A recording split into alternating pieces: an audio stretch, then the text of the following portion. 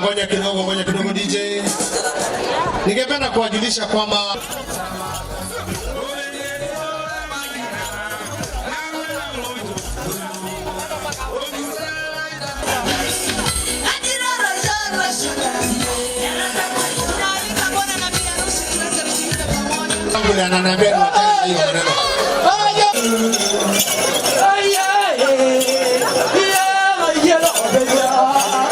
uhifadhi wa mao na tawa zingine za maji ni jambo ambaye tunampongeza Uhuru na tunasimama na yeye. Tunasema hiyo ni kwa sisi, hii kisasi ya sasa na vizazi vijazo, na lazima ichungwe.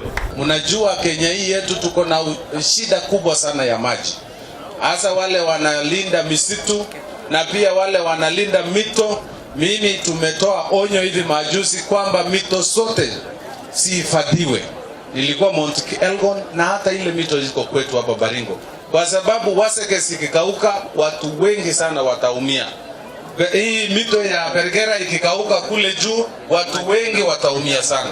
Sasa tumetoa tahadhari kwamba haya mito zote sihifadhiwe, na wale wanaotoa maji pia tukague ni maji kiasi gani tunapeana kwa wale wanafanya ukulima na wale pia wanakaa kwa manyumba na wale wana pia watu wa maji ya kukunywa.